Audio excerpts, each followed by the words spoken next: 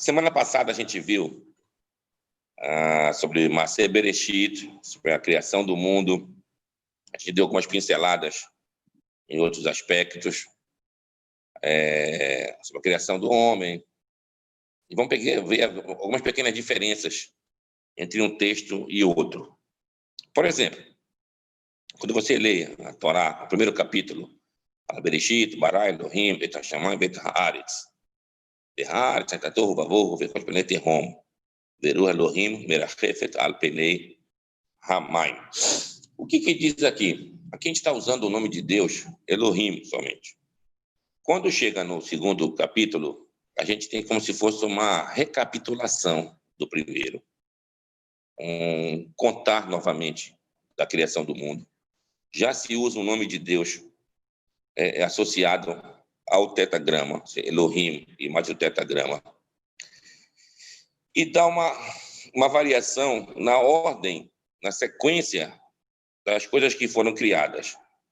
Por exemplo, enquanto no primeiro capítulo a gente lê que Deus criou um elemento mineral, depois veio a vegetação, para depois vir os animais, para por último chegar nos homens, na humanidade. No segundo capítulo vai ser do contrário. Primeiro Deus forma o homem para depois formar os animais. E dá-se o detalhe da criação da mulher. Então, a pergunta é, tem alguma dicotomia entre o primeiro relato e o segundo relato? Ou, em outras palavras, são dois relatos da criação do mundo? Como algumas pessoas dizem, tá vendo? Isso aqui eram duas fontes diferentes. Uma ensinava a criação do mundo, como está no primeiro capítulo. A outra ensinava a criação do mundo, como está no segundo capítulo. E daí, algum editor colocou o primeiro, colocou o segundo e fez como se fosse uma fusão das fontes diferentes e compilou o que seria a Torá hoje. Isso é teoria que a gente lê de pesquisadores, aqui entre aspas. Mas, do ponto de vista de dentro da Torá, como é que a gente explica isso? O porquê dos dois relatos?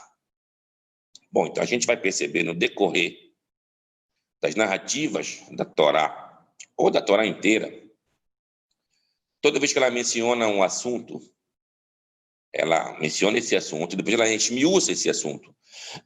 Por exemplo, fala Bereshit, Bara Elohim, criação do mundo. Depois, Ve'ele, Toledot, Hashamayim, Ve'haaretz.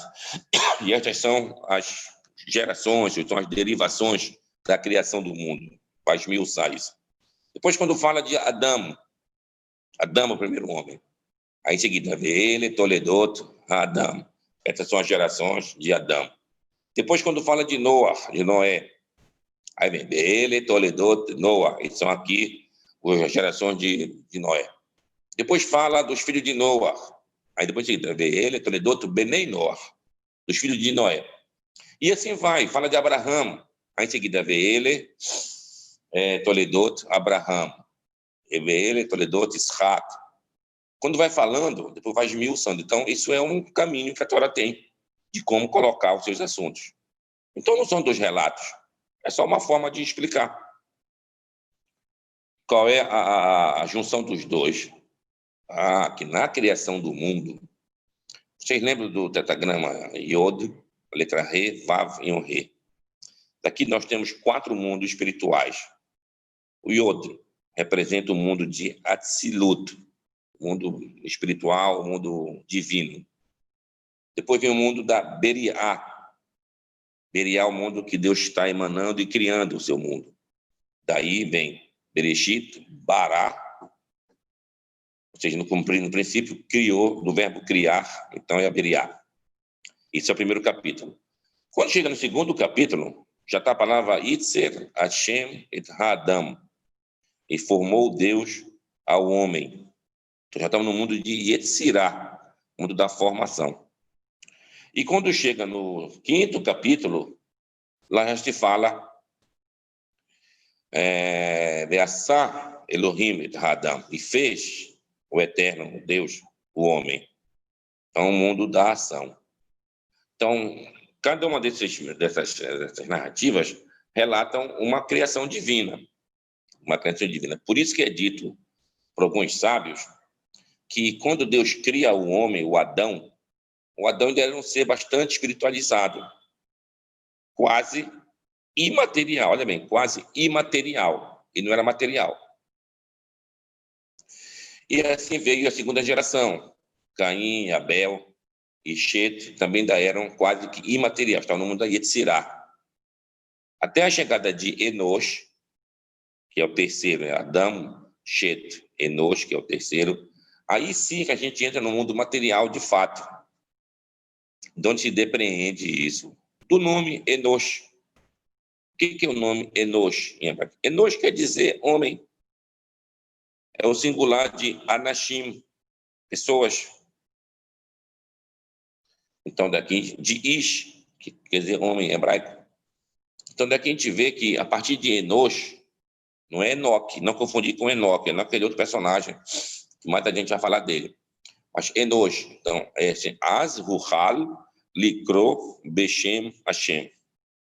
Aqui a gente tem duas explicações, uma positiva e uma negativa. Na positiva se diz Az-Ruhal, que daí se começou a louvar o nome do Eterno.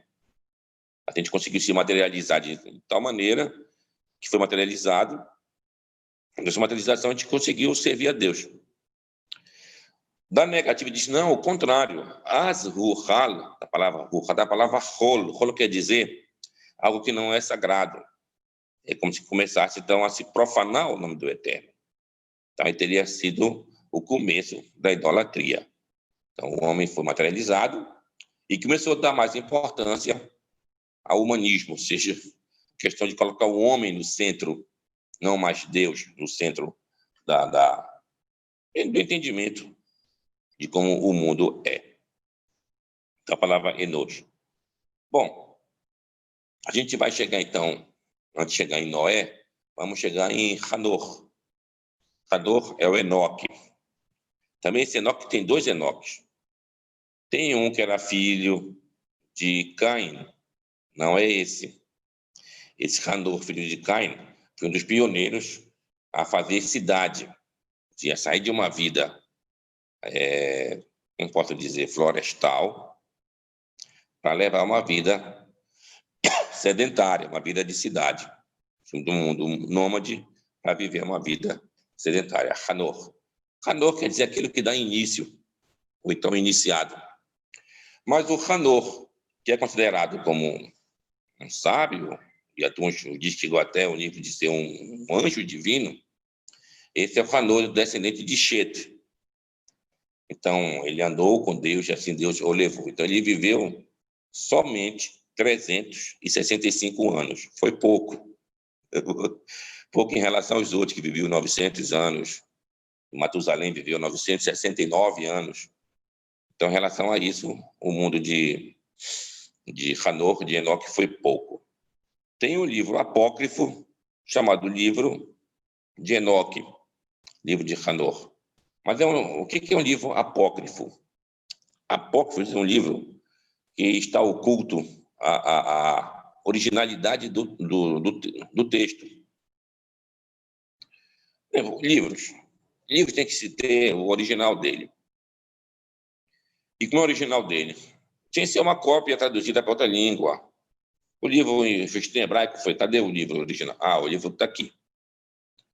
Então, quando o livro se encontra original hebraico, então, esse livro, então, ele tem aqui, a autoria dele está aqui, sabemos, foi isso aqui. Já o livro de Hanor não se tem esse original, só se tem as traduções que ficaram em outras línguas. Do Etiópia se tem uma tradução lá do livro de Enoque, outra está em grego, então, parte, mas não se tem original, então ele é apócrifo. Assim como o livro também de Ben Sira, também outro livro chamado também como de apócrifo, não se tem original, apesar que hoje em dia se achou uma parte desse livro do Ben Sira, um hebraico, nas escavações lá de Qumran. E uma outra parte do livro está na Guenizá do Cairo, da sinagoga no Cairo. Então, já se tem mais ou menos isso. O Talmud fala muito desse Ben Sira e cita as lições que ele passou, o ensino que ele colocou, o alfabeta de Ben Sira, já que ele escreveu em ordem alfabética os seus enunciados. Bem, e assim tem outros livros que não foram canonizados, não foram considerados como livros sagrados, por não se ter conservado a autoria desses livros, o original em hebraico desses livros. Essa é a situação. Bem, então esse é o Hanor. Segundo alguns, ele se elevou aos céus e teria sido, então, o anjo Metatron. Metatron é o nome utilizado no Talmud, mas que é um nome de origem grega. Meta quer dizer acima, ou então diante, e trono, trono. O que está diante do trono. Em outras palavras, do livro de Daniel, se depreende que esse anjo é o mesmo Michael, aquele que está junto com o Eterno, aquele que é mencionado no livro de Daniel, quando o trono foi colocado, esse anjo que estava lá como a imagem como se fosse de um ser humano, tá certo? Mas ele era o anjo Michael, que é o anjo responsável pelo povo de Israel, ou seja, cada povo no mundo da eternidade tem um anjo responsável. Essa é uma linguagem que se usa, e é muito usada no livro de Daniel. Então, Michael, esse anjo que representa o povo de Israel. O que é Michael? Quer dizer, quem é como tu, ó Deus? E como a gente já falou algumas vezes aqui, anjos são canalizações do eterno, são canalizações do infinito para chegar ao mundo finito. Bem, então aí a gente passa pela primeira perashá, a gente chega no capítulo 6. No capítulo 6 se tem a história dos Benei Elohim e Benot Ha'adam. Benei Elohim, eles tomaram mulheres para si, segundo consta, tanto mulheres solteiras como mulheres casadas, tipo um rapto de mulheres. E nessa época estavam os gigantes, Hanefilim, Hayu Baaretz, estavam na terra, e eles tornaram-se Anshei Hashem, pessoas do nome. A gente pode aqui traduzir como pessoas de renome. O que é renome? Pessoas importantes. Mas, dando uma outra conotação, Anshei Hashem, eram pessoas que tinham o conhecimento do nome divino. Do nome divino. Então, cabalisticamente, quando você estuda os livros de Zohar, o livro Sefer HaBahir, o Sefer Yetzirah, que é um dos livros mais antigos, que estuda o Sod da Torá, que estuda o segredo da Torá, o importante aqui é o nome do Eterno. Então, a capacidade que alguém pode ter de criar é você ter o conhecimento desse nome do Eterno. A gente falou na aula de hebraico, na primeira aula de hebraico, a gente passou um pouco pela questão do nome do Eterno. Não esqueça que esse nome do Eterno, ele não é um nome próprio. Ele é um adjetivo, que é o tetragrama. Que adjetivo? Adjetivo quer dizer o que ele representa. O que ele representa é o que dá a existência, é o que provê a existência, é o que faz existir. Então, esse é o tetragrama. Então, quem tem a capacidade de compreender e absorver mentalmente esse nome, teria a capacidade de também fazer criações. Então, essa que é a ideia cabalística daqueles que meditam no nome divino, tentar chegar nas raízes das coisas para tentar modificá-las. Baseando-se em quê? A palavra em hebraico chama-se davar, o Devarim. Devarim é o quinto livro da Torá. Então, ele, Hadevarim, Asher Diber Moshe. Então, essas são as palavras que falou Moshe ao povo. Aseret Hadevarim, as 10 palavras, ou seja, que Deus falou, os 10 mandamentos. Então, devarim quer dizer palavras. Davar, que é o singular, quer dizer palavra. Você fala uma palavra. Deus criou o mundo falando. Mas davar também quer dizer coisa, objeto. Porque essa relação da palavra e do objeto, que tudo provém da palavra. E hoje, pelo conhecimento de física, a gente sabe que no mundo microcósmico, você vai procurando, você vai chegar depois do elétron, uma coisa menor que a gente tem, já é uma vibração, e uma vibração sonora. Então, todas as coisas vêm de uma vibração sonora. Então, aí comprova davar para coisa e davar para palavra. Então, aqueles que chegam nesse domínio do nome do Eterno vão ter essa capacidade da palavra. E aí podem chegar na origem e tentar modificar. Se for o caso, o conhecimento leva a isso. Então, isso que é falado de Anshei Hashem, nesse capítulo 6 de Gênesis. Agora, o que importa você saber o nome do Eterno? Aqui que vai importar a questão do uso. Que uso vai ser feito desse conhecimento da palavra? Que uso vai ser feito disso? Então, aqueles que fizeram esse uso no capítulo 6 que a gente vê lá, acabou sendo um uso indevido. Por ter sido um uso indevido, o que aconteceu? Veio o castigo do dilúvio. Castigo do dilúvio. Lógico, isso é uma parte bem segreda. O que o texto fala abertamente, que havia um tipo de violência, Hamas. Hamas, em hebraico, é uma violência, é um roubo violento, acompanhado de violência, e não havia esse respeito de uma pessoa e o seu semelhante. Aí Deus resolve, então, fazer o dilúvio, traz o dilúvio.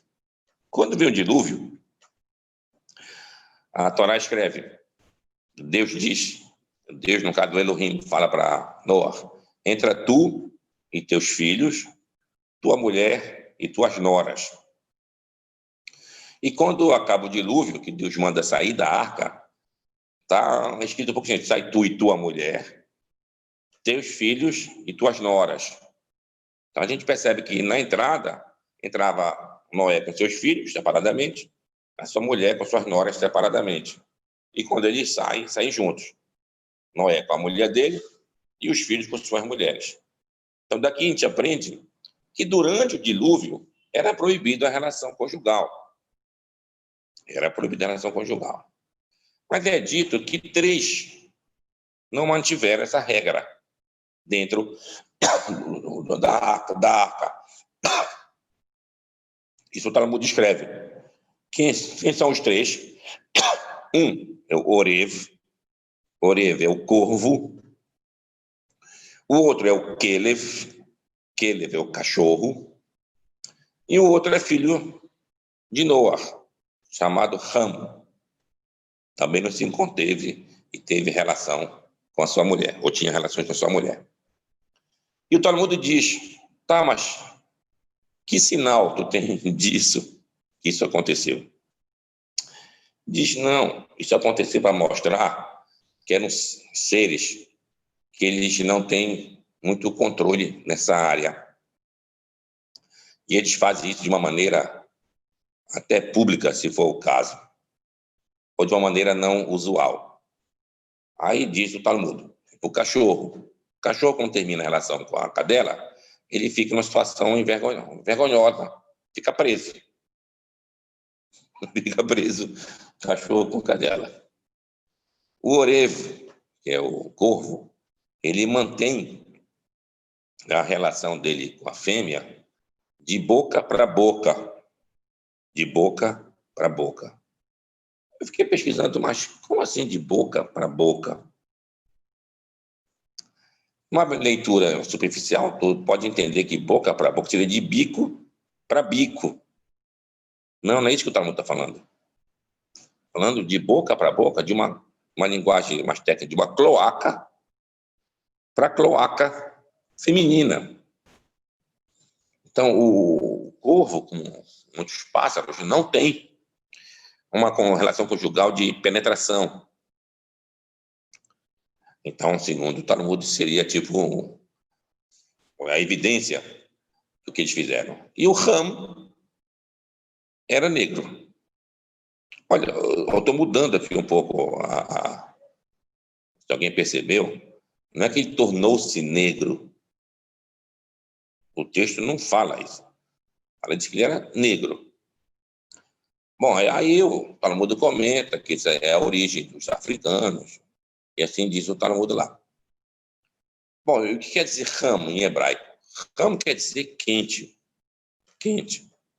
O que representa a quentura? A quentura representa o estado dessas etnias que elas se destacam pela quentura, pelo corpo físico, pela quentura do corpo. No caso, nas artes, nas lutas, nas caçadas, nos esportes. Então, isso é o destaque dessas etnias descendentes de Ham. Aonde eu quero chegar? Aí acaba o dilúvio. Acabando o dilúvio, Noah vai e planta uma vinha. E vem a uva, e da uva ele faz o vinho. Embebeda-se. Na sua bebedeira, Ham, que era aquele que não se aguentava, já falou aí durante o dilúvio, vê seu pai nu. Vê o seu pai nu. E conta aos seus irmãos. Os irmãos vão e cobrem a nudez de seu pai. Quando você vai ler o capítulo a Perashá de Haremot, lá em Vaikra, lá no Levítico, se fala também sobre a questão das relações proibidas. E quando se fala em relações proibidas, você não pode ver a nudez da mulher de teu pai. Não pode ver a nudez. Então, ver a nudez é uma linguagem limpa para se referir a uma relação. Então, nesse entendimento, se a gente for entender o que o Ramo fez com o pai dele, o entendimento é muito sério. O que o Ramo fez com o pai dele. Mas, no entanto, quando o pai dele joga uma maldição, digamos assim, sobre ele joga uma maldição sobre Canaã. E maldito seja Canaã. E Canaã seja escravos dos seus outros parentes, dos seus irmãos, de Shem e Efet. Bom, então aqui a gente está vendo que a maldição, digamos assim, da escravidão, na verdade, não foi bem para os africanos em geral, não foi para os filhos de Ham em geral, foi para o Canaã. Foi para o Canaã. Então, Canaã que seria os escravos, e não os demais. Para entender, então, que Ramos já tinha outros filhos, com certeza, e que esses não tiveram nada a ver com essa relação. Porque a gente tem uma tendência, como a gente é aqui do Brasil, quando a gente vê a escravidão dos negros que vieram da África, tá vendo? É o que a Torá está dizendo. Os negros foram amaldiçoados e são escravos. Mas não é isso que o texto está falando. O texto fala claramente lá que a maldição caiu sobre Canaã. E por que sobre Canaã? Porque Canaã é que instigou seu pai a fazer o que fez. Olha, como se fosse, olha, eu vou votar nu, isso aqui. Bem, então, o que a gente tem aqui é que da relação de Ham surgiu vários povos. E é dito, inclusive, que os sumérios, um dos povos da antiguidade, que morava na Mesopotâmia, que a gente pode ver isso na Wikipédia, em outras passagens explicativas, que eram povos aparentados, olha bem, aparentados dos egípcios. Então, eram povos camitas de Ham. corroborando o que a Torá diz. Através de Ram é que veio Cush, que veio Nimrod, como é relatado aí no capítulo 10 de Gênesis. Bem, então é em cima dessas colocações que a gente tem a noção dos 70 povos do mundo. Estou no capítulo 10, depois do dilúvio. Aí vem a relação dos filhos de Noé. Os filhos de Noé.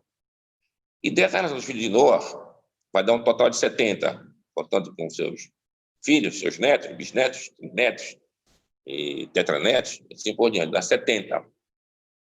E aquele filho de Jacó que desceu ao Egito também era de 70. Da última perachá que a gente leu lá, tem uma relação dos 70 povos com os 70 filhos de Jacó, de Israel. Daí também a mesma relação na festa de Sucoto. Por que todos deverão cumprir a festa de Sucoto? Porque em Sucoto nós temos 70 sacrifícios pelos 70 filhos de Israel, pelos 70 povos da humanidade. Há uma estreita relação nesse aspecto. E quando a gente lê a respeito dos filhos de Noé, Noé teve 3 filhos, Shem, Ham e Yefet. Shem quer dizer nome. Então, ela é uma pessoa de um bom nome, uma boa referência. Ou então a gente volta antes do dilúvio, Anshei Hashem, aquelas pessoas que tinham conhecimento do nome do Eterno. Então, nesse mesmo nível de interpretação, Shem era o filho de Noé, que continuou, então, digamos assim, guardando, ou sabendo, ou absorvendo o conhecimento do nome do Eterno. Daí que o Talmud diz, não, nessa época tinha uma yeshivá de Shem e Eber. Eber é um descendente de Shem e um ascendente de Abraão. De Eber que veio o hebraico, a língua hebraica, o povo hebreu, de Eber, que não era só o povo de Israel.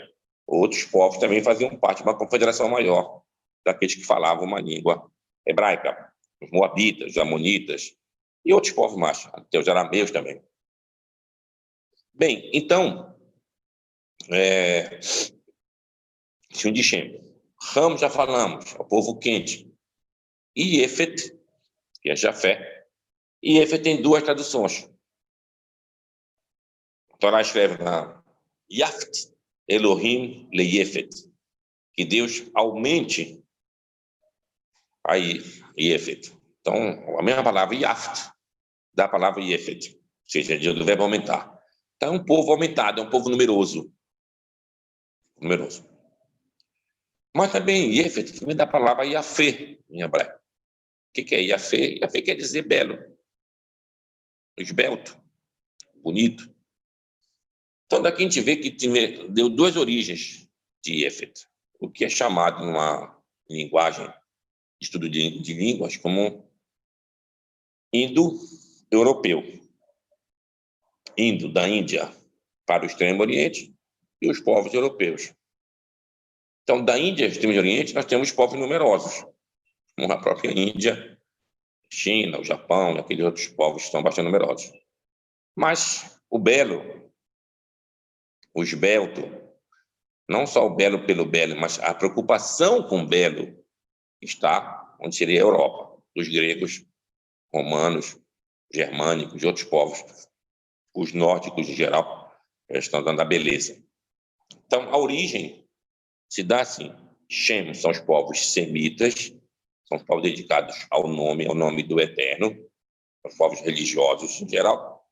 Camitas são os filhos de Ram, aqueles que têm a questão da pintura no corpo, como esporte e a arte.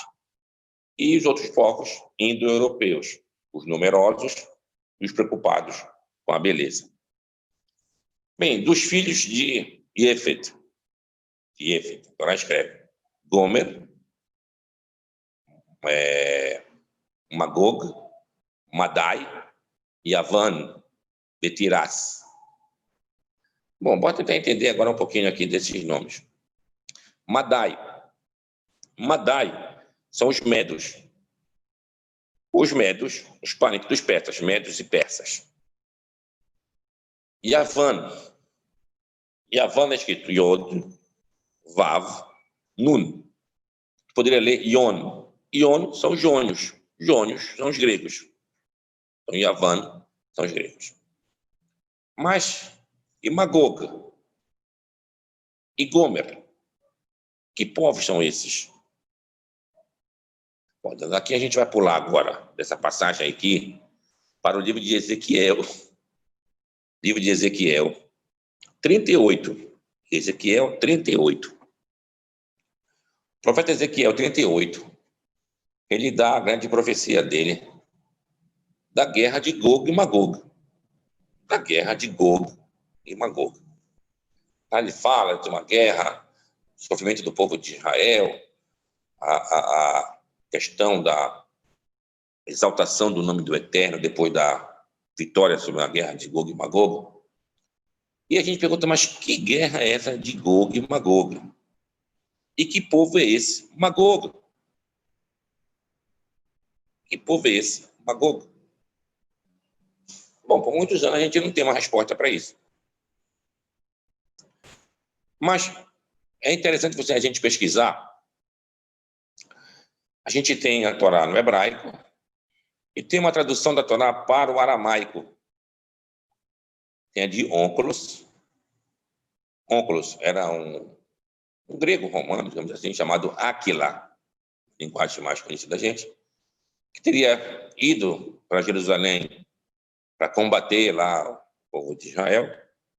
Lá ele acaba se convencendo da verdade da Torá e se convertendo ao judaísmo e torna-se o Onkelos. E faz uma tradução da Torá para o aramaico, é o Targum. Mas também tem uma outra tradução da Torá para o aramaico com mais explicações, que é Targum de Rabi Yonatan ben Uziel. Hillel e Shammai, e grandes discípulos. O menor deles era Yohanan ben Zakkai, mas o maior deles era Yonatan ben Uziel, esse que tem a tradução para o aramaico, com comentários. Estamos falando do século I, do século II, dessa era atual. Então, olha o que ele escreveu na tradução da Torá para o aramaico. Agora, voltando para a passagem do capítulo 10 de Gênesis.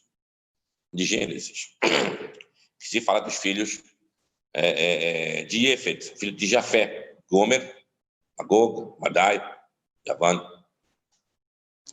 Olha o que vai dizer lá, o que era Magog, o que é Magog. É inacreditável o que está escrito nesta passagem. Ele diz lá abertamente, ele não escreve com só Gomer, Magog, ele bota lá Germânia. Agora, como que um autor do século I ou do século II pode escrever algo se referindo a Magog, que tem aquela profecia no profeta Ezequiel 38, da guerra de Gog e Magog? Diz, não, Magog é Germânia. Como ele pode escrever isso? Germânia.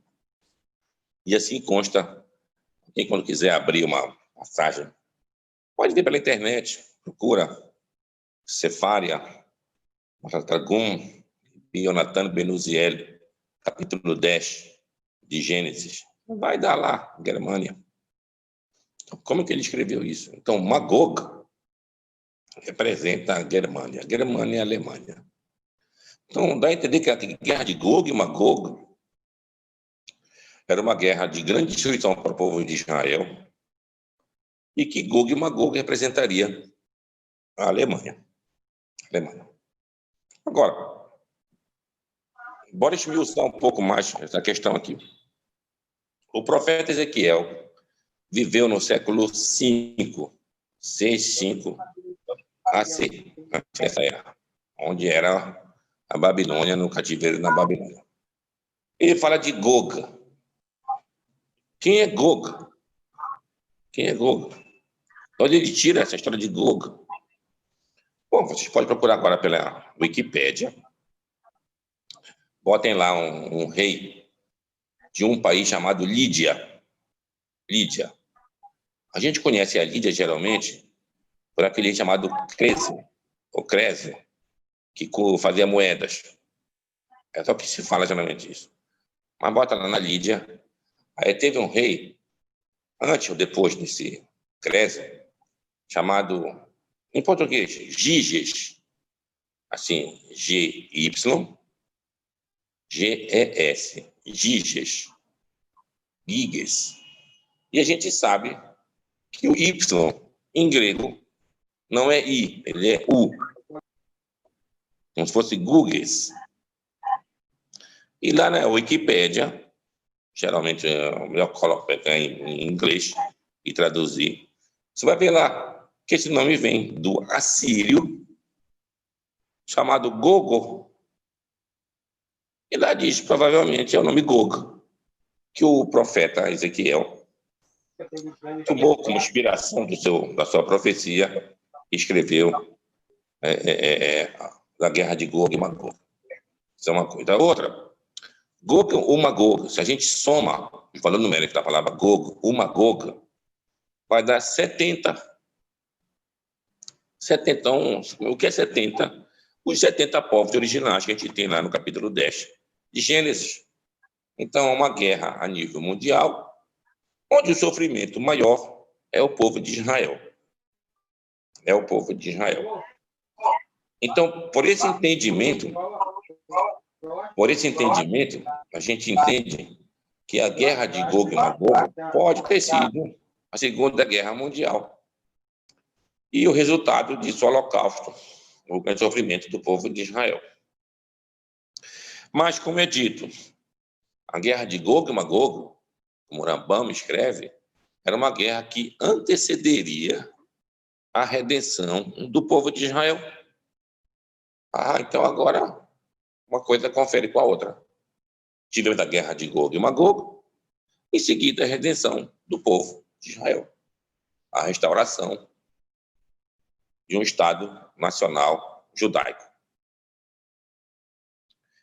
Então, a gente percebe que quando o profeta ou o tradutor colocou, como colocou Germânia, como que ele poderia pensar que isso, 2000 anos na frente, iria acontecer o que aqui aconteceu? É uma coisa inacreditável. É uma coisa inacreditável. Isso é Magog. Agora, sobre Gomer. Gomer também é um nome que lembra também Germânia. É o mesmo que Germânia. E de onde vem o nome Gomer? Gomer. Também pode procurar pela Wikipédia e ver a pesquisa que tem sobre isso. Tinham uns povos chamados Cimérios. Cimérios. A gente lê de história Cimérios. Procurem sobre os Cimérios. C-I-M-E-R-I-O-S. Cimérios. Acento não é. Então, os Cimérios eram chamados de Gimerai. Novamente, o I vira U. Gumerai. Gomer, chamado em hebraico. Então, esses povos cimérios moravam na alta Mesopotâmia, no norte da Mesopotâmia, depois cruzaram o Bósforo, que é onde fica hoje a cidade de Istambul, e passaram para a Europa e foram pela Europa. Seria a origem de vários povos germânicos. Então, mais uma vez, comprova o que está falando aqui. Gomer, o Magog, são povos ligados à Europa.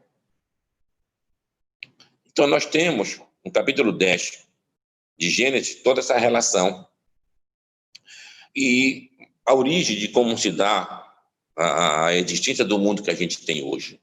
Então, nós estamos vivendo momentos, como já disse para você algumas vezes, totalmente messiânicos, dias messiânicos. Lógico, quando eu falo isso, eu não gosto de entrar no termo messiânico no sentido cristão, mas não cristão de Jesus, né? É isso que eu quero dizer. Cristão na compreensão Como assim? Até de judeus que compreendem dessa maneira. Ah, que é uma época de mudanças grandes na humanidade, uma época de chegada de alguém que vai convencer a todo mundo a servir a Deus. Não é bem essa ideia que a gente encontra dentro do Talmud.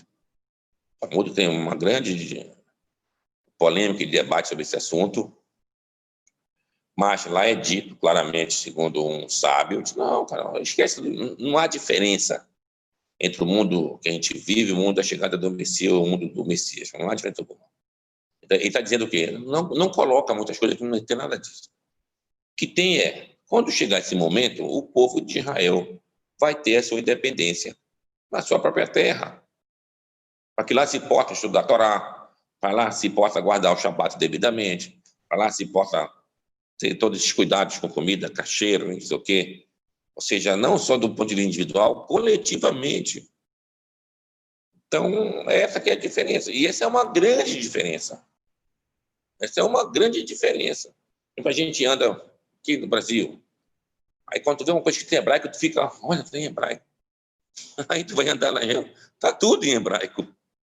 Aquelas plagas fica tão comum que tu não te espanta mais por nada. Então, essa que é a diferença que a gente tem do mundo messiânico, da era messiânica.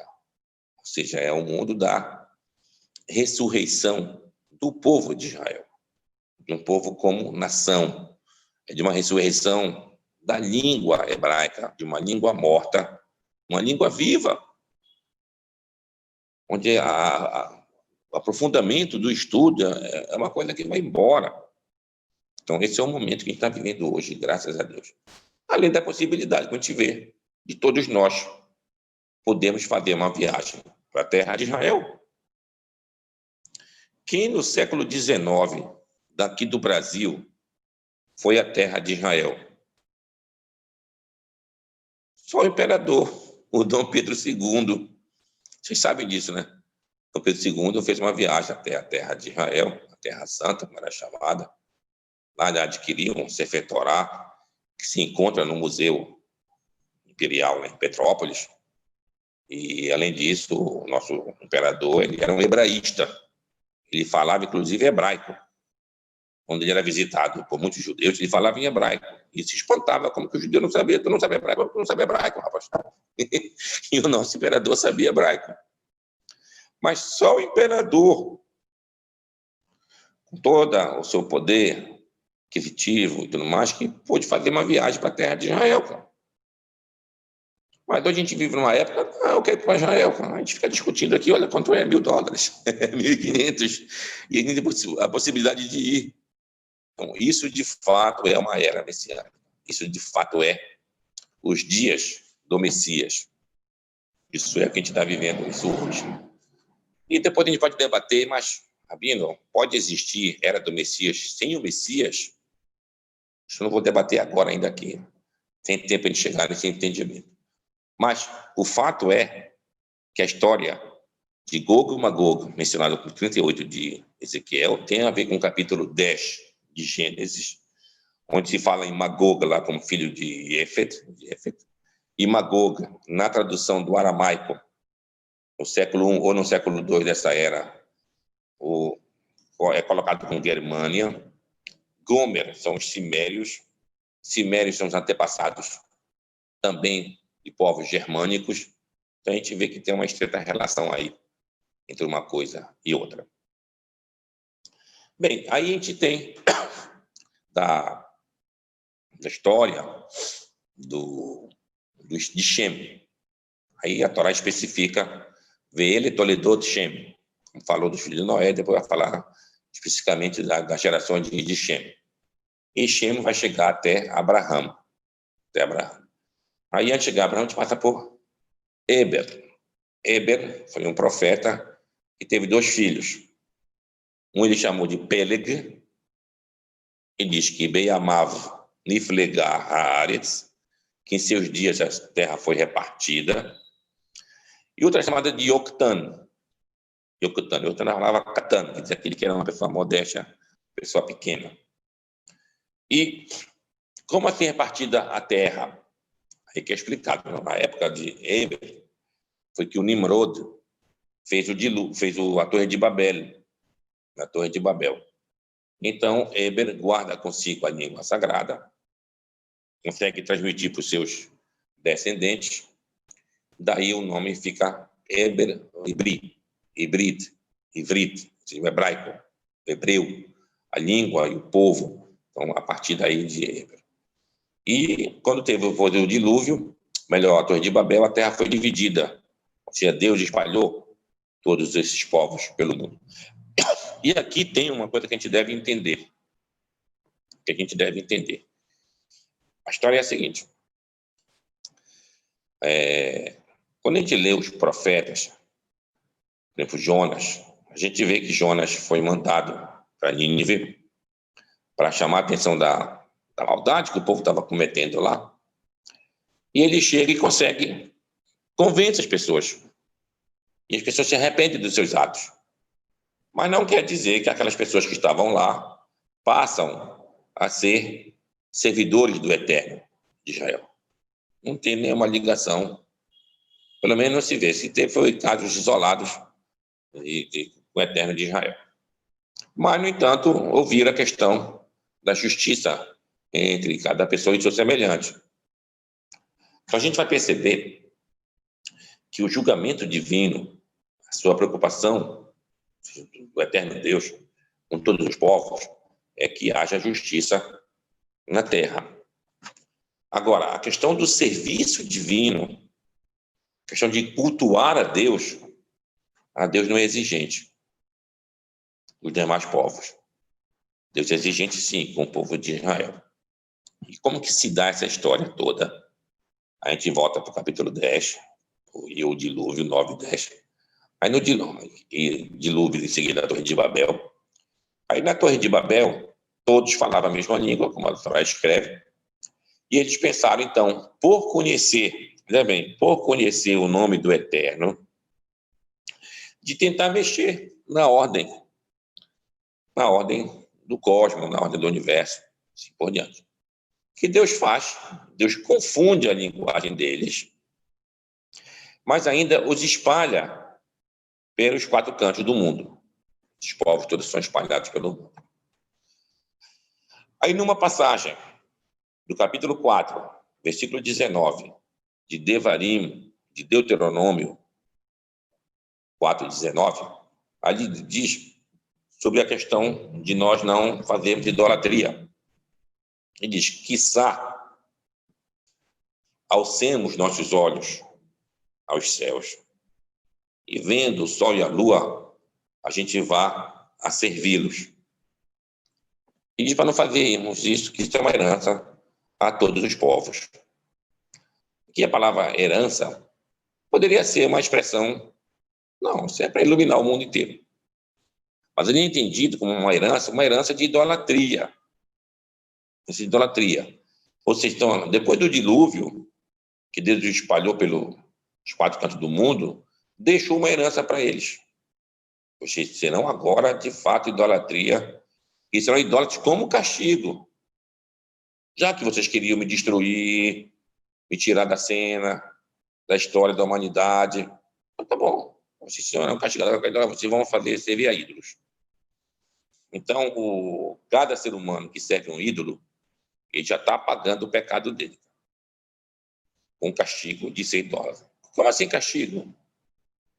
É de um ídolo, atrás de uma pedra, atrás de uma madeira, conceito totalmente fúteis, e a pessoa passa uma vida inteira fazendo isso.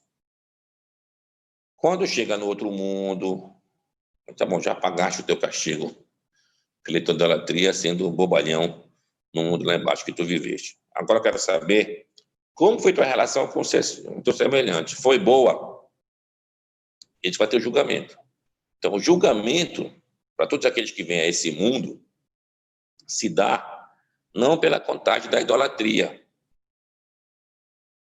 E a idolatria, quem é idólatra já está pagando aqui nesse mundo. E sim pela relação que tem com o seu semelhante. Agora, para aquele que estava no Monte Sinai, para aquele que viu lá a revelação do Eterno Deus, e ele faz idolatria, isso vai ser cobrado. Tu estava lá, tu viste a revelação, tá? Como é que tu vai ser idólatra? Então, essa é a diferença. Essa é a diferença. Então, para aquele que sai de um momento de idolatria e entra numa crença divina, o seu mérito é muito alto. Tá? De onde ele saiu já de um castigo, já estava sendo castigado, tá? Sem ele saber. Fazendo idolatria. Ele conseguiu sair disso. E vislumbrar a verdade, então ele está alcançando um mérito realmente muito grande. Então, o que se espera, por exemplo, alguém nasceu na Índia, lá tem muitos cultos de várias divindades, pior até do que o cristianismo. Aí a pessoa leva uma vida, às vezes, na ruína na Índia, pobreza e tudo mais. Aí seria justo quando ele morresse, Deus ou julgasse, você não foi fiel a mim, você não me serviu. E a pessoa fosse para o inferno, depois já não basta a vida que ele levou aqui, que foi praticamente um inferno. Então é isso que a gente está falando aqui, Deus não vai cobrar. Deus não cobra sobre a questão de idolatria. Isso que a gente tem a relação entre o dilúvio e a Torre de Babel. No dilúvio, as pessoas falavam de Deus, mas as pessoas não se toleravam. Eram violentas umas com as outras, as pessoas se roubavam, não se respeitavam. Já na Torre de Babel era do contrário. As pessoas não falavam em Deus, não queriam Deus, mas se gostavam, falavam a mesma língua. Então, no dilúvio, que eles falavam em Deus, mas não se respeitavam, o que Deus fez? Mandou um dilúvio, acabou com todo mundo. Na Torre de Babel, que não falava em Deus, mas se respeitava, a Deus não matou ninguém. Então, Deus prefere que tenha paz entre nós, humanos, mesmo que não falemos em Deus, do que falando em Deus, a gente vive aqui se matando um contra o outro. Então, essa que é a relação que a gente deve ter aqui. Deve ter primeiro respeito para com o outro. Se a gente perceber que alguém é idólatra, tá bom, deixa ele. Se ele te perguntar, aí tu começa a explicar para ele, não, isso aqui é assim, isso aqui é assim. Ele começa a despertar daquele torpor que ele se encontra envolvido com idolatria. Mas se ele não te perguntar, deixa ele. Ele está vivendo o castigo dele, deixa ele. Ele não vai ser cobrado por causa disso. Então, essa aqui é a visão verdadeira que a gente vê, inclusive nos nossos profetas. Da preocupação com os demais povos. Não há preocupação de trazer o conhecimento, ou então, tu tem que servir, se tu não servir a Deus, tu está no inferno. Não, não é isso. Se ele te procurar, tu deve ensiná-lo, e deve ensiná-lo. Mas se não te procurar, tá bom, deixa ele. Até o momento que ele vai, de fato, despertar para ter esse conhecimento, ou ter essa preocupação com o conhecimento, e procurar, de fato, o eterno Deus. Também temos na história do dilúvio, a pergunta é, caberia todos os animais dentro da arca de Noé? Bom, a gente vê que isso é uma preocupação, tá certo? Primeiro de achar a arca de Noé, depois de pesquisar se todos os animais poderiam caber dentro da arca de Noé, o que de Noé de fato salvou? A outra pergunta, esse dilúvio de fato aconteceu? Que história é essa? Bom, o que a gente tem que entender é o seguinte, a história que a Torá relata, ela é carregada de um valor moral, de um valor moral. Mas a história do dilúvio, a gente percebe em vários outros povos também relatos de dilúvio. E cada um dá um motivo da história do dilúvio. Então dá a entender que, de fato, aconteceu uma inundação na história da humanidade. E cada um entendeu como era aquilo ali. Né? O que a Torá nos coloca é o nosso compromisso com a moralidade. Então, esse que é o aspecto principal das narrativas que a Torá coloca para nós como importante. Por exemplo, tem uma narrativa do dilúvio, tem uma narrativa da história de Sodoma e Gomorra, por exemplo. Por que é importante saber de Sodoma e Gomorra para nós? Porque moralmente eram imorais. Então, tudo que aconteceu lá foi uma consequência da sua imoralidade. Moralidade não é só moralidade do ponto de vista sexual, mas é moralidade de comportamento, que tem um veio de destruição. Então, há uma preocupação do eterno Deus de colocar ordem no nosso mundo. Então, a gente volta ao capítulo 1 de Gênesis. Deus cria o nosso mundo com o atributo da justiça dele, senão o mundo vira um caos. E, ao mesmo tempo, temos também o atributo da misericórdia divina. E nem tudo Deus vai cobrar, senão o mundo seria insustentável, né, de a gente suportar tanta justiça divina. Então, nós temos duas parashiot, Bereshit e a Perashá de Noah, que representam toda a humanidade, toda a preocupação com o nível intelectual e o nível moral das nossas relações com nossos semelhantes, principalmente a gente ter uma vida em sociedade. Então, esse é o ensino da nossa Perashá. A maioria deve saber aquela história do Noah, quando plantou a vinha e bebeu. E o que foi que o Ham fez com ele? Bom, aí tem duas versões. Um diz que ele castrou o pai dele, e outra diz que ele sodomizou o pai dele. E outro diz que ele fez as duas coisas. Quem que teria feito isso? Já falou antes que Ham, que é uma pessoa quente, não se conteve, e teria castrado o pai dele para não dividir a terra em mais de 3 filhos. Já tinha 3, estava bom, segundo ele. Bom, e a outra a gente vê também os danos de uma bebedeira. Uma bebedeira. A Torá não proíbe você beber, mas te alerta sobre as consequências de uma bebedeira exagerada. É que vem um Midrash, realça bastante esse assunto, dizendo que o Satã, o anjo de Deus responsável por isso, chegou com Noah e disse: posso participar da tua plantação? Aí nós disse, sim. Aí o Satã vai e mata um cabrito, pega o sangue dele e bota junto da plantação. Mata um leão, bota o sangue dele lá. Mata um macaco e um porco também e bota o sangue deles lá. E qual é a lição dessa história? Que o homem, antes de beber, a gente é manso, igual um cabrito, igual um carneiro. Depois que a gente bebe um pouco, a gente fica com aquela valentia de leão, tentando bater em todos. Terceiro momento, a gente fica fazendo macaquices, igual um macaco. E, por último, a gente fica realmente jogado numa lama, igual um porco. Então, essas fases que a gente deve evitar. Beber, você pode beber, não tem problema. Fazer vinho, por exemplo, tomar, fazer cerimônia, não tem problema. Era feito muito isso, comumente, o vinho. Lá no templo, até hoje, em nossa cerimônia, a gente usa vinho. Devemos tomar 4 copos de vinhos em Pêssar. Devemos beber vinho em Purim, até não saber a diferença entre Haman e Mordecai, ser um nível altíssimo de bebedeira. Então a gente vê que não tem nada contra a bebedeira. Agora, tomar o devido cuidado com a bebedeira. Tanto é que é dito que os 2 filhos de Aharon, que teriam morrido, segundo uma explicação, porque estavam bêbados. De onde se tira isso? Que eles morreram ao colocarem um fogo estranho perante o Eterno. Mas logo em seguida diz, a Torá ordena a Aharon, dizendo, não bebam quando forem fazer o serviço divino. Então, por que esse alerta, não bebam? Porque estavam bêbados, provavelmente. E nessa bebedeira botaram fogo erradamente, se queimaram, morreram queimados, dessa maneira assim. Então, a gente tem que tomar muito cuidado para a gente saber, de fato, o que o Eterno quer da gente. Eu, num texto que publiquei pelo Facebook, eu coloquei assim, qual é a parte mais importante que a gente tem do entendimento da Torá?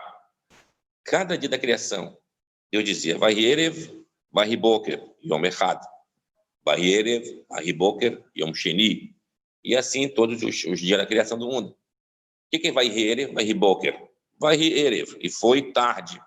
Tarde, no sentido do crepúsculo do dia. Vahiboker, e foi manhã. Então o dia começa ao anoitecer. Está anoitecendo, começa o dia. Por isso que o dia para nós começa um Shabat na sexta-feira à noite, o domingo no sábado à noite, a segunda no domingo e assim por diante. Então, Vahiere e Vahiboker.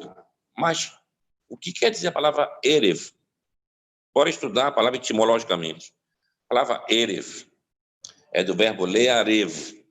Learev quer dizer misturar. Misturar. O que é a mistura? Bom, é lógico, a mistura que ele está falando aqui é a mistura entre o dia e a noite. É o seu crepúsculo. Está anoitecendo, então é uma mistura. Erev. Da mesma raiz da palavra, a palavra aravim, árabes. O que é arav? Erev. Mistura. De quem? De um semita, no caso Abraão, com uma camita, Hagar, que era egípcia.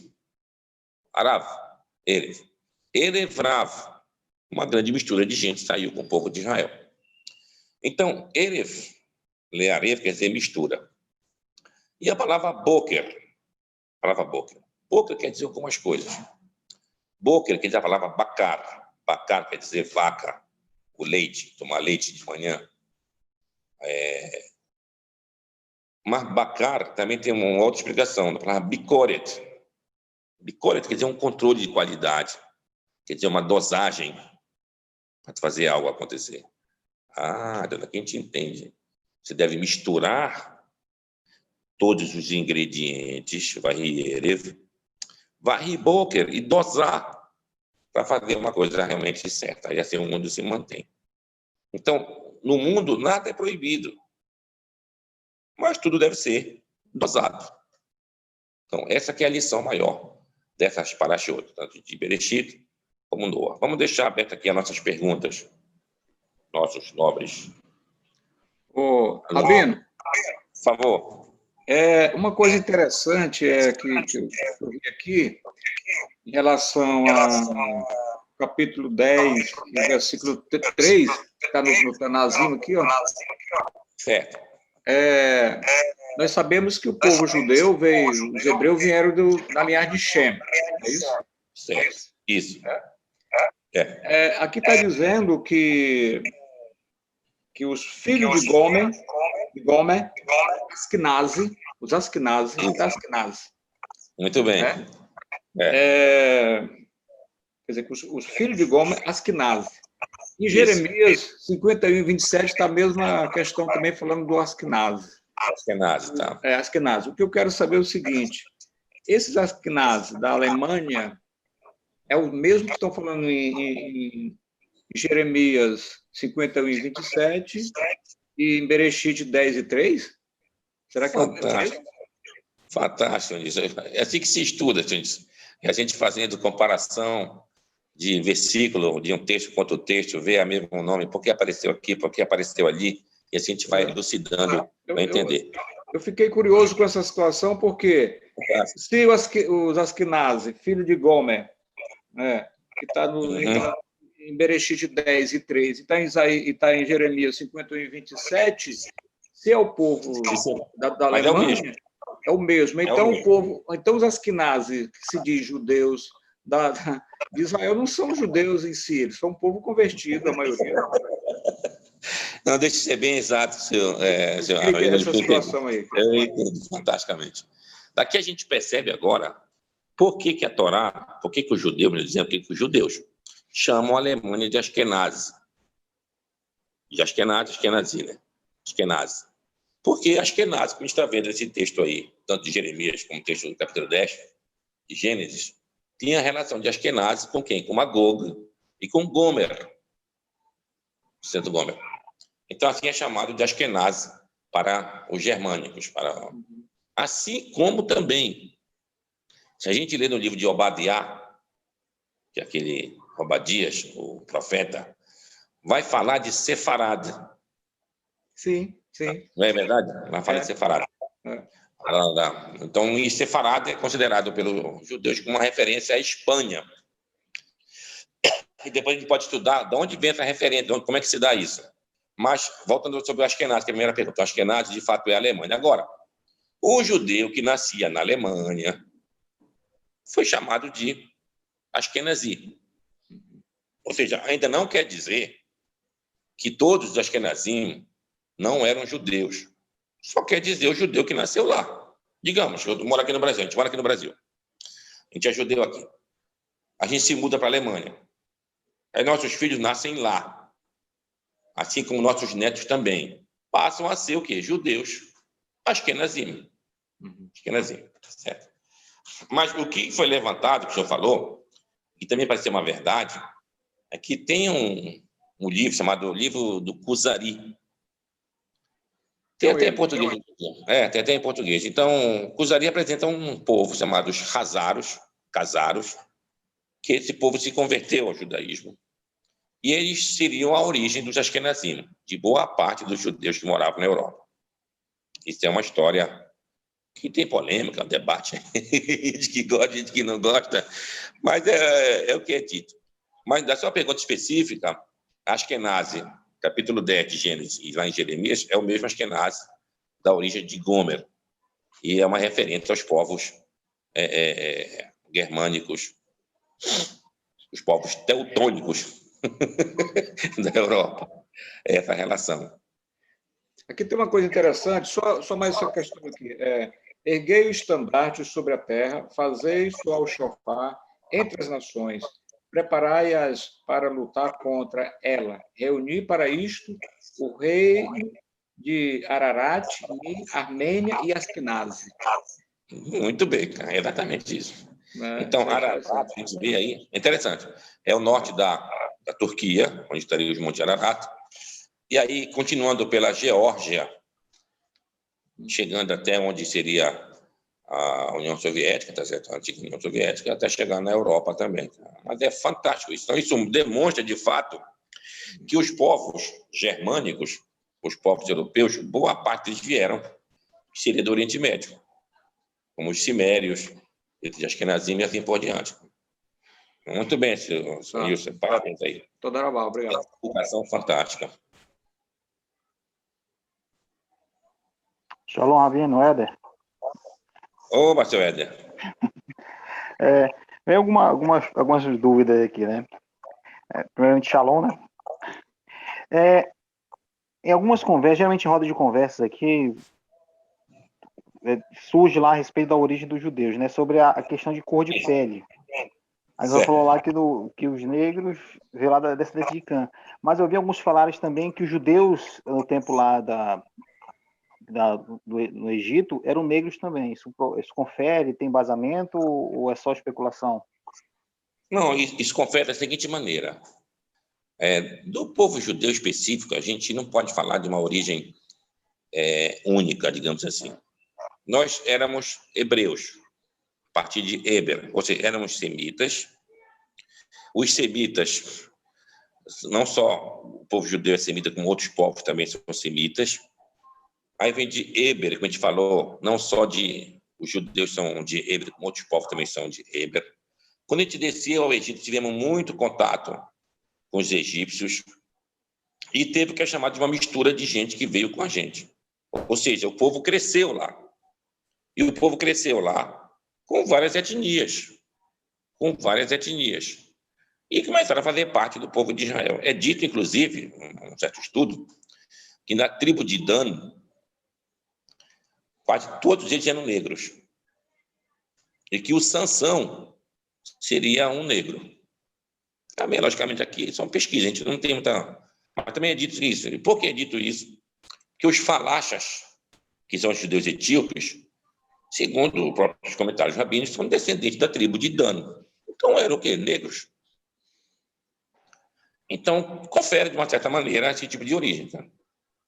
É dito, inclusive, que a gente comparte com os africanos muitos cromossomas, né, genéticos. Isso também deve ser verdadeiro. Mas o fato que é verdadeiro, Éder, é que a gente não tem uma origem étnica assim, única. Para não dizer outros termos, pura, a gente quer dizer. Não é bem isso que é importante. Entendeu? Eu sei que não existe a origem que é Abraão, mas... Mas tem uma mistura grande aí. As mulheres de Abraão, e assim vai embora. Assim como as tribos, os filhos de Jacó se casaram com várias mulheres, que às vezes não são nem mencionadas, são de outras origens, e deu o que a gente é hoje. E outra pergunta que eu posso fazer também. Pode ser. Rapaz, esse dia eu estou perguntando muito, né? Geralmente ficar calado. Não, tá certo. Né? Pelo que o senhor comentou, parece que nós já vivemos na era messiânica, não é isso? Isso. Só que, geralmente, quando você vai ver, quando muitos falam, rabinos e tudo mais, ou quando chamam nas conversas, fala muito do Elias, que o Messias viria após a vinda do Elias. Então, nesse caso, que falou que no caso é uma era messiânica, se o Messias ou Elias já veio, a gente não percebeu.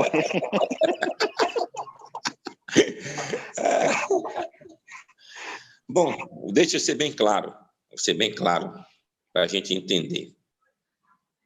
E vou tentar esmiuçar, em poucas palavras, esse conceito da era messiânica e fazer a pergunta-chave que eu não respondi. Tá bom, se é uma era messiânica, a pergunta é: onde está o Messias? E onde está Elias? São perguntas válidas, tá certo? Porque se não tiver Messias, como é que tu vai ter uma era messiânica sem Messias? Então não era messiânica. Diga, para quem assim está falando, que seria uma era pré-messiânica. Se eu falasse uma era pré-messiânica, tá bom, não tem, é pré-messiânico, tá para acontecer. Mas eu não estou dizendo isso, estou dizendo o contrário, estou dizendo que já é uma era messiânica. Mas então aí vem a tua pergunta, ela é cabível. Onde está o profeta Elias e onde está o Messias? Bom, vou ser bem claro e rasteiro, né? O Messias do povo de Israel é uma pessoa, logicamente, mas que ela está entronizada, ela está colocada numa função, num trono. O trono pode ser de rei de Israel, ou então do sacerdote de Israel. Chama-se Kohen Mashiach, o sacerdote ungido, ou então Melech Mashiach, o rei ungido, para exercer aquela sua função que ele está exercendo. Isso pode ser qualquer pessoa. Por exemplo, rei Saul, da tribo de Benjamim. Ele foi ungido, ele foi Mashiach, para ser rei de Israel. Tá certo, Mashiach. Depois dele foi de outra tribo, foi rei Davi, da tribo de Judá. Foi ungido, Mashiach, do povo de Israel. E assim veio a sua descendência. O rei Salomão foi Mashiach, do povo de Israel, ungido para ser rei. Sim, outro. Depois do filho de Salomão, se rompeu os dois reinos, e outras tribos começaram a ter seus próprios Mashiach, seus próprios reis. No Reino do Norte, todos eles eram ungidos, de novo a palavra Mashiach, para ser rei de Israel. Então, Mashiach representa um cargo. Mashiach quer dizer ungido para tu exercer uma função, para tu exercer um cargo. Que cargo é? De chefe de Israel. Ou um chefe sacerdotal, ou um chefe de rei, de reinado. Aí eu estou dizendo, mas a gente tem mais. Aí alguém pode dizer, mas Rabi, não, a gente não tem nem reinado agora. Lá em Israel não é reinado.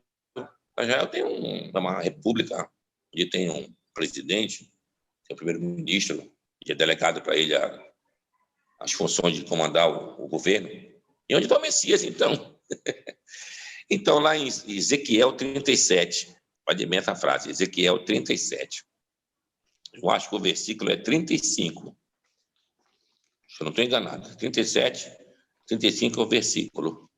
Ali ele fala dessa restauração do reino de Israel e que nós teríamos um só pastor e que seria o rei Davi. Também menciona o rei Davi. Ou seja, não Davi especificamente, que ele não iria voltar, tá certo? E nem ressuscitar, e se entende um descendente do rei Davi, ou então alguém na capacidade do rei Davi. O sentido é esse. E ali fala rei, Meler. Mas nesse mesmo versículo mais adiante, fala de Davi e fala de Nasci. O que é Nasci em hebraico? Nasci quer dizer alguém que comanda o povo.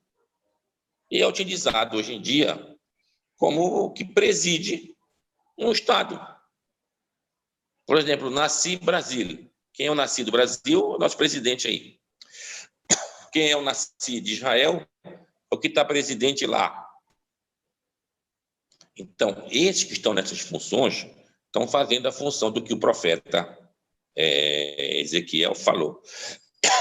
Quando aquele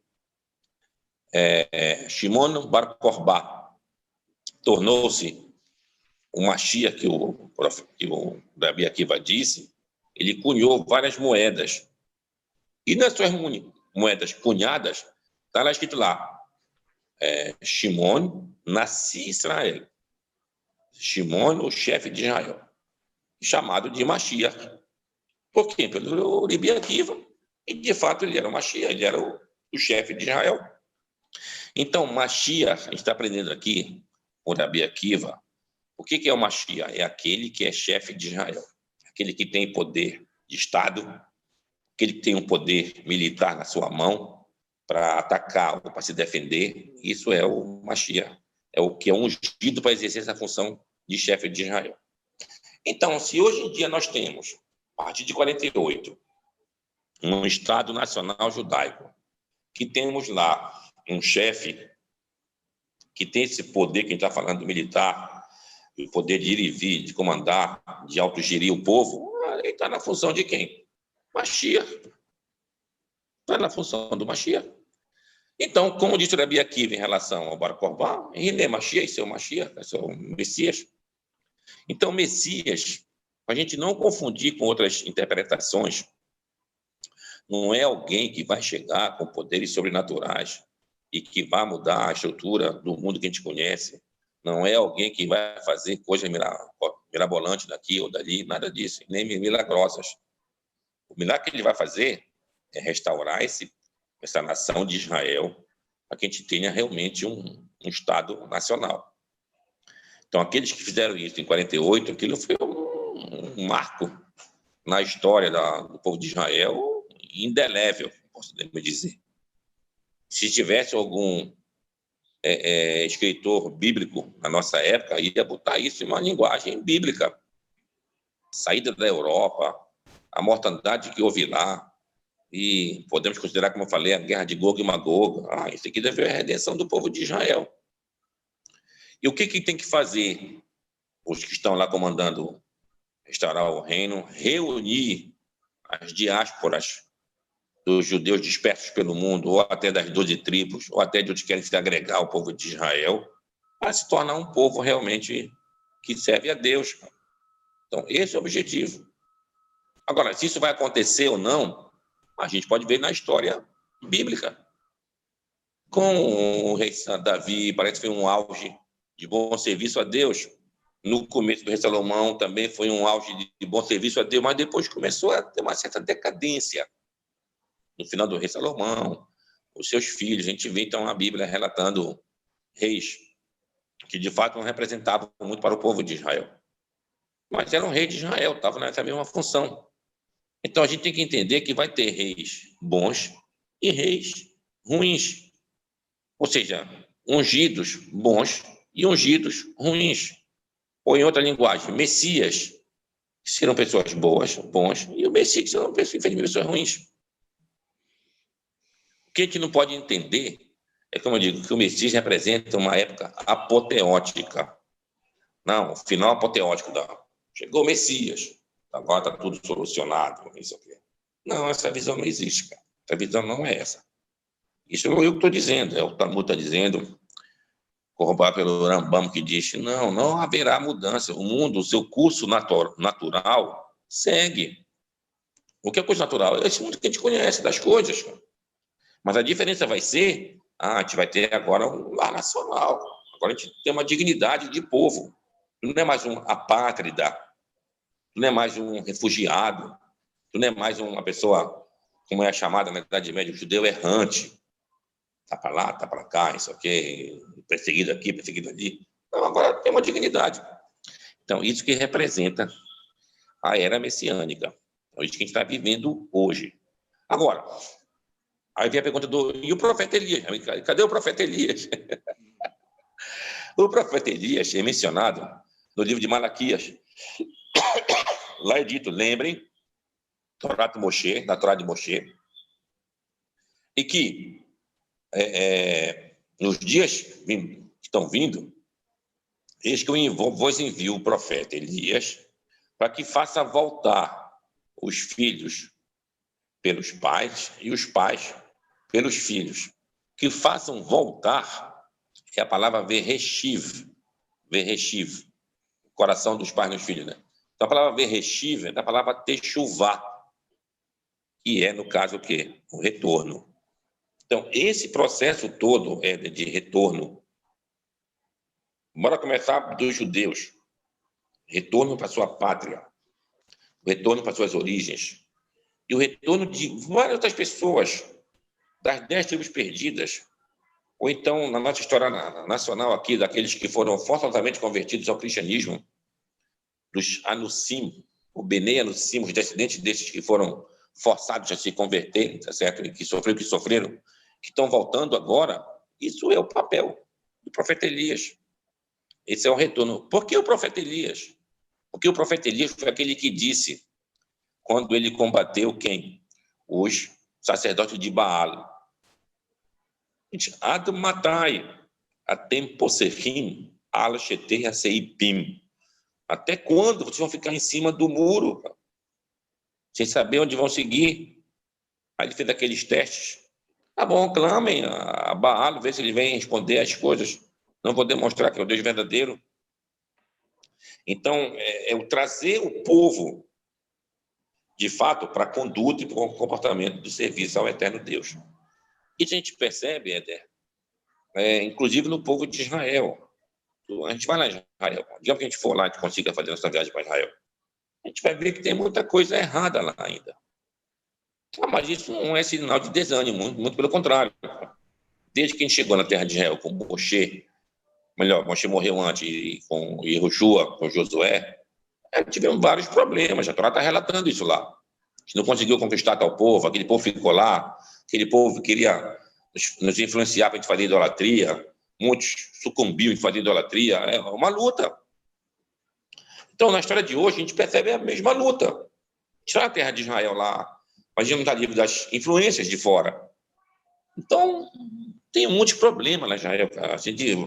Pessoas que não cumprem nada, pessoas que amam Kippur, tá comendo em público, pessoas que vão procurar porco, que na Israel não se vende porco, praticamente. Mas tem um cristão que vende porco, eu quero comprar o porco dele lá. E comendo coisa pública, afrontar os outros, tá entendendo? Então, isso existe.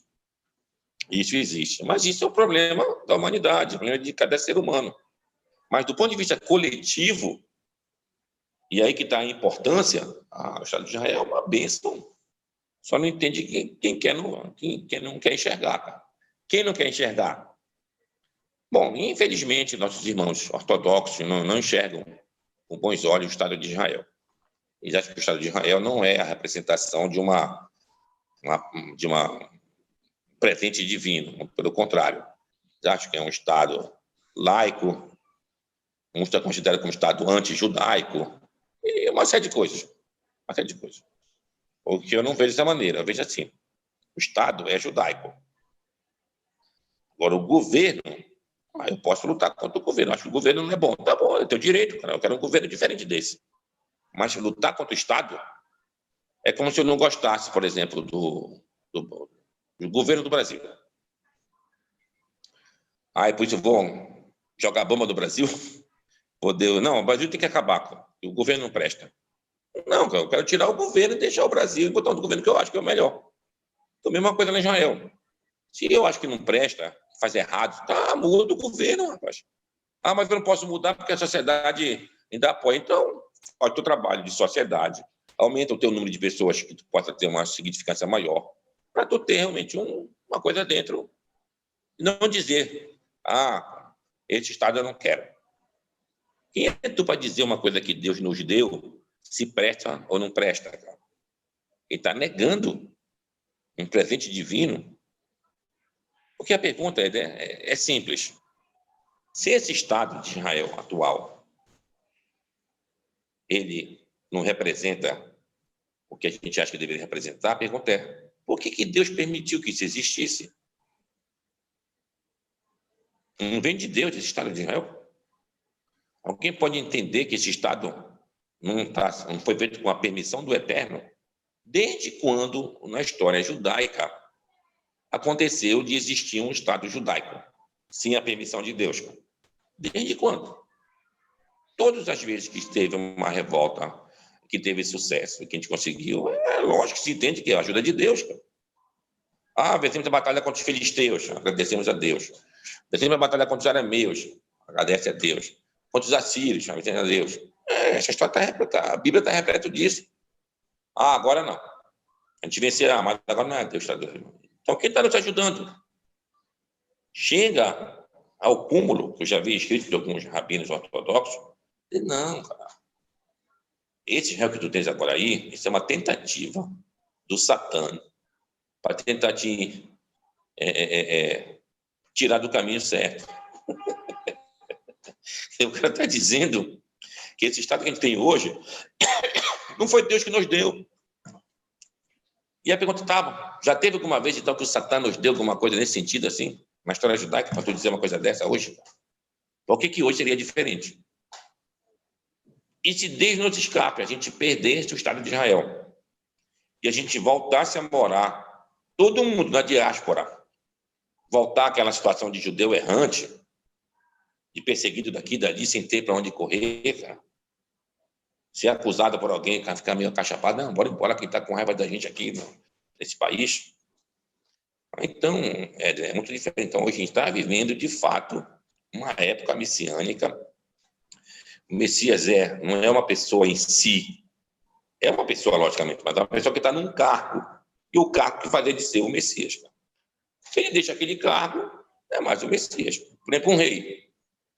O rei estava lá, é o Messias. De repente, aquele rei foi deposto. Não é o Messias? Não é mais o Messias, ele foi deposto. Então, não é ele que é o Messias, é o cargo que representa ele ser o Messias ou não. Então, essa aqui é a lição da história. Então, ele e o profeta Elias representam esses dois momentos. A techufá, o retorno, e a questão da autoemancipação do Estado Nacional Judaico. Isso representa a questão do Messias. Mas a gente vai deixar mais debate para depois, Érico, que é outro assunto que envolve muitas horas de colocação ali. Essa pergunta foi meio capciosa, né? Mas, obrigado, Rabino. Não, só acho que é interessante lá, falando que falou dos ortodoxos, que eles são contra o Estado de Israel, né? Moderno. Isso. Mas praticamente monopolizam a questão das conversões, né? E aí direito aliado e tudo mais. Isso é um problema. Com certeza, né? Isso é um problema sério lá em Israel, e o Estado, de uma certa maneira, tem o próprio rabinato, e o rabinato de Israel não aceita as conversões ortodoxas, e assim vice-versa também. Aí, de modo que quem vai se converter tem que ter umas 4 conversões.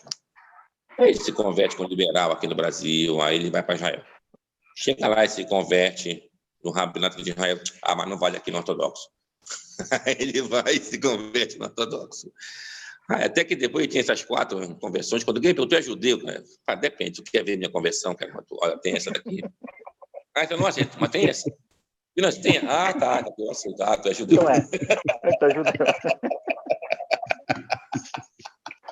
Rapaz. Olha aí, a gente ri aqui, realmente. Não. É verdade, cara. Realmente não é fácil. Então, toda a barra bem obrigado. Um abraço, Edson. Rabino Luiz. Um abraço. Oi, seu Luiz. Eu queria uma questão sobre Gênesis, né, no capítulo, naquele capítulo onde fala, naquele verso que fala que Adão e Eva eles comeram e se viram nus. Certo.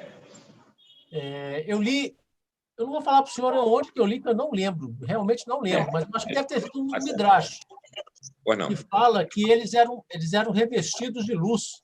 Assim como o senhor falou aqui, que eles tinham uma espiritualidade, né? Eles estavam num nível espiritual muito maior até Enosh, não é isso? A partir de Enosh que foi tido como uma humanidade, que era num nível material esse mundo que nós vivemos aqui. Então, antes disso aí, então eles viviam num mundo mais espiritual, e para você viver num mundo espiritual, automaticamente você precisa ser também espiritual. Seu corpo também precisava ser espiritual. Então, como é que eles puderam se ver nus? Será que eles não se viam nus? Tá certo. Olha, é assim essa questão, seu Luiz.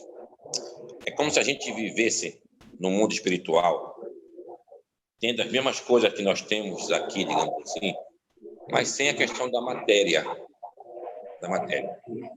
Vamos falar diferente um pouco. O sonho. Um sonho. Sim. No mundo onírico, no sonho, a gente tem a sensação de realidade. Mas não é uma realidade. Ou seja, não nesse conceito material. Mas o sofrimento ou a alegria que a gente tem no sonho, ela é real. A tristeza, o sofrimento, a alegria que tem no sonho é uma coisa real. Então, tomando por base essa analogia, a gente vai ver também que, se for nesse mundo espiritual, a gente tem também a mesma situação. E o que a Torá coloca sobre isso é que o mundo vem dessa origem espiritual atrás para chegar nesse mundo material. Ou seja, ele vem da emanação lá, que é o Atzilut, ele passa por Beriá, que é a criação, tudo isso é espiritual, até chegar, por favor, Carol, na Yetzirá, que é a formação, e aí chega no mundo da ação. Então, nesses primeiros capítulos, a gente percebe que a gente ainda estava nessa descida da espiritualidade para a materialidade. Então, nesse processo que se dá essas coisas. Então, a fala de Adão e Eva com Deus, a fala de Adão com a serpente, tudo isso é no mundo de Beriá e Yetzirá. Até a chegada de Enosh, a gente chega realmente no mundo material. Ou seja, então, Adão é aquele processo aí que vai influir. Bom, a gente está aqui misturando estudos com estudos, né? Coisas saindo do aspecto literal, para entrar no aspecto de alusão, midrash, chegando em Sodo, mas de repente entender o que está se passando aqui. Então, dessa maneira, essa Sefirot, por acontecer, até chegar no mundo de Malchut. Malchut é o mundo que a gente vive aqui.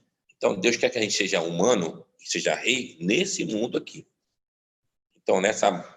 Então, a expressão, a palavra geração em hebraico é a palavra dor. Dor. Dor. Dor também tem o sentido de você de você se abaixar. Então, as gerações, a gente vai saindo de uma coisa para cima para baixo. Então, do mundo espiritual, a gente vai descendo do mundo material. Então, aqui, o mundo material é como se fosse um mundo tão espesso, espiritualmente falando, que tu tem a matéria, você não pode ultrapassar uma parede, não pode saber. Então, a materialização desse mundo espiritual. É um conceito meio difícil de entender, mas é mais ou menos assim. Daí o que o Midrash falou, confere fantasticamente. Eram de luxo até então. Entendi. Tinha um outro ponto também que eu acabei esquecendo aqui, que é muita informação que realmente... É muita informação.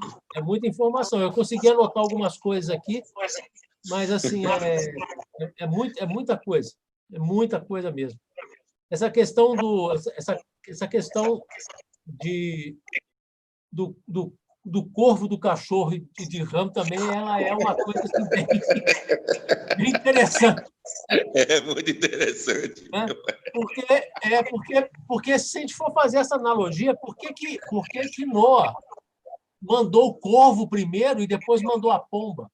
Isso, exatamente. Se ele era um animal que não podia fazer o que ele fez e da forma como ele fez, por que mandou ele primeiro, porra? Tinha que mandar a pomba. E olha, vou falar nisso, o Talmud comenta exatamente isso daí, seu Luiz. Já diz que o corvo foi com raiva. E logo ele retornou. Que ele não aguentou. Disse, rapaz, por que está me mandando embora? Ele quer pegar minha fêmea? O Talmud não... É porque o corvo foi e voltou logo. O bicho é perigoso, ó. Era perigoso. Um viciado. Olha, quando a gente estuda o Talmud, principalmente, ou a Torá, acho que com uma visão, como eu posso dizer, uma visão verdadeira, assim, muitos esses mitos, é uma coisa fantástica. É humano, é estudar, humanamente estudando, a gente vai aprender. É fantástico. É o que eu estou tentando fazer, exatamente tirar toda essa carga Exatamente. que a gente vem tendo. Carregado, é verdade. É verdade. Tirar essa carga que é o problema. Né? Isso leva um tempo. Para você depurar a prata, você tem que tirar a escória, né? Tem que tirar a escola, tem saída, exatamente. Isso faz parte do nosso estudo. Exatamente. Esse aqui é o grande lance do estudo, é exatamente esse. É você ir depurando o máximo para poder pegar a essência do entendimento. Né? Então, Exatamente. isso é fantástico. Agora, isso é interessante porque o cachorro ele é Kalev, né? Kalev é leve Kalev. coração. Como coração, O cachorro tem um coração voltado para o homem, tem um coração inacreditável.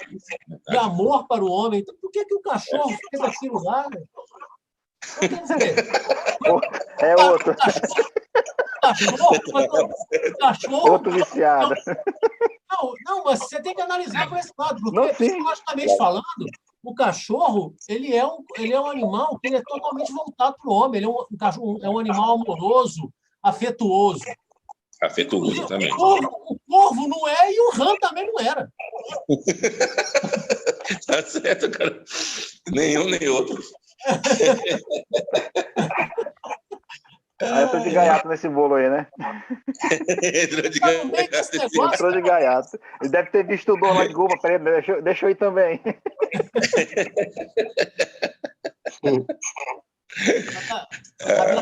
Eu lembrei da outra pergunta. É o seguinte: a arca ela é chamada de Tevá, né? Isso, exatamente. Não sei se é Tebá ou se é Tevá. Agora, tem alguma coisa que possa ser, que possa definir essa Tevá, porque ela era um local de salvação. Ela é um local de salvação. Isso. Ele salva a criação. Salva a criação. É como se fosse uma segunda criação, está correto? Fosse uma segunda criação. Tanto é que a mesma ordem que Deus deu para Adão para crescer e multiplicar, ele vai dar também para Noé, a mesma linguagem, crescer e multiplicar. Tevá ou Tebá, os dois estão certos. Aí depende da origem, os dois estão Tevá ou Tebá. Representa, é tipo uma caixa. Então, a arca de Noé é que fosse uma caixa grandona. Quadrada, né? Deveria ser quadrada. Talvez com o bico dele, de barco, não sei. Mas que apresentava uma arca, onde pôde caber as coisas que tinham que caber lá dentro. Aí tinha 3 andares. O primeiro andar ficava Noé, o segundo andar ficava os animais, o terceiro andar era o lixo. Então, só se fala de 3 andares, mas aí tinham as janelas em cima que ele abria para poder entrar claridade, quando era necessário. O fato é que todos os povos falam da existência de uma grande inundação, de um grande dilúvio, que deve ter pego praticamente todo o planeta. Isso parece ser verdade mesmo. E a gente foi pousar nos Montes Ararat, onde é na Turquia hoje, lá. Tem aquelas pesquisas, a gente não sabe se é verdade, se é mentira, que dizem que encontraram parte da arca de Noé lá. Mas, como eu disse, a história moral que ela representa, é isso que é importante, essa origem. Ou seja, tudo tem um motivo moral, por que foi feito isso ou aquilo. Essa aqui é a lição do estudo de Torá. Toda na barra, bem. Um grande abraço aí também, seu Lixo. Dan. Ô, Dan, pode falar. Bina, eu sempre tive uma dúvida sobre essa questão de Canaã, né? Ham. Eu vou falar assim, resumidamente, que eu sempre entendi. Eu entendi aqui que Canaã, ele viu, né, no caso da embriaguez de Noa, ele viu e comentou com o seu pai Ham, né? Isso. Aí depois Ham foi lá e o segundo comentarista, no segundo Talmud, diz que ou ele castrou ou ele sodomizou, né? Isso. Aí eu sempre me perguntei assim, mas se Ham fez o que fez, né? Por que também não foi amaldiçoado? No caso, somente Canaã, né? Aí eu vou lá para o versículo, capítulo 9, né? Aí diz que o Eterno, ele abençoou Noa e seus filhos. Tem alguma relação com essa bênção? Porque essa maldição até então é de Noa, né? Noa que amaldiçoa. Então, como o Eterno já tinha abençoado, você imagina assim, já que o Eterno abençoou os 3 filhos, Noa não amaldiçoou Ham. amaldiçoou já Canaã, o filho de Ram. Aí eu queria saber se tem alguma relação com essa Não, questão gostei aí da sobre a bênção do capítulo 9. Gostei da tua relação, Dano, muito boa. Eu iria acrescentar que os comentaristas dizem que, assim como Ram tentou, ao castrar o seu pai, acabar com seu quarto filho, que tinha 3 filhos, né? Ram, Eu Shem já ouvi e falar, e Minoco, né? Se eu não me engano, o nome, né? Ó, É o nome? aí ele ia cortar, né? Para não ter o quarto filho de Noah. Aí o que Noah fez? Amaldiçoou o quarto filho de Ram, que era o Canaã. Entendi. Interessante, né? Interessante. Essa Mas é eu a gostei da sua questão. relação. Aquilo, Deus deu a sua bênção para os 3 filhos e não tinha Isso. depois como Noé amaldiçoar o filho que Deus tinha. O que eu imaginei chamado. assim, ninguém é louco de amaldiçoar alguém que Deus já abençoou, né? Exatamente, tá Eu certo. fiz essa ligação. Uma perguntinha rápida aqui, Rabino, sobre a Não. questão do livro de Enoque que o senhor citou. Tem algumas pessoas que dizem que é a avó da Azará, que tem ligação com o cristianismo. O que o senhor me diz aí? É algo que tem que estudar, figurativo? O que o senhor me diz? Não, eu acho assim, ele é um livro, como falei, não é um livro canônico, porque não se tem original do texto em hebraico. Com essa ausência, tu perde certas... o que de fato está sendo dito. O texto falou em vigilantes. O que é vigilante? Os sentinelas. Então, era importante que a gente soubesse o nome em hebraico para saber o que está sendo falado lá. O que termo é. Então, quando se diz que um texto é sagrado, vocês podem perceber que quando a gente comenta as coisas, a gente vai em cima da palavra, né? Olha, a palavra raiz, foi essa. A raiz, a palavra foi aquilo. Então, isso que te dá, de fato, o que a Torá está te dizendo. Por que ela usou esse termo e não esse outro?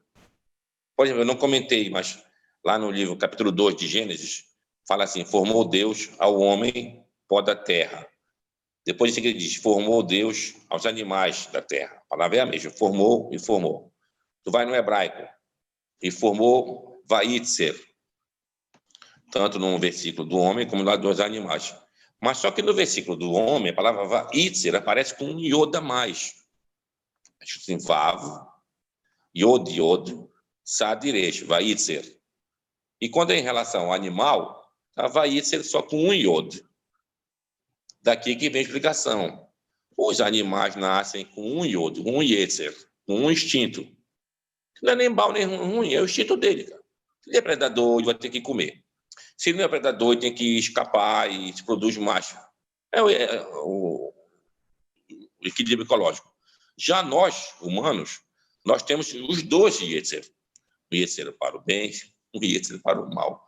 A gente pode sair desse equilíbrio e fazer coisas que desequilibram, de fato desequilibra. Então, essa diferença, quando tu vê o escrito no hebraico, para tu entender o que o texto está te dizendo. O que essa diferença aconteceu aqui? O que isso significa? Então, o texto tem que ter essa questão para poder te dar o ensino verdadeiro. Entendi, perfeito. Muito obrigado. Tá bom, seu Dano? Pessoal, para vocês todos, um grande abraço, uma grande noite. E vão pensando aí nas perguntas. Eu sei que são 2 parashotas pequenas, Bereshit e Noah. Aqui a gente já está em Abraham. Mas o que tem de assunto para a gente falar dessas parashotas é uma coisa impressionante. Então, Laila Topo, para todos vocês. Laila Tov, Rabino. Laila Topo, pessoal. Tá, seu Ulisses. Shabbat Shalom. Shabbat Shalom. Shabbat Shalom. Shabbat Shalom. Shalom. Tchau, pessoal.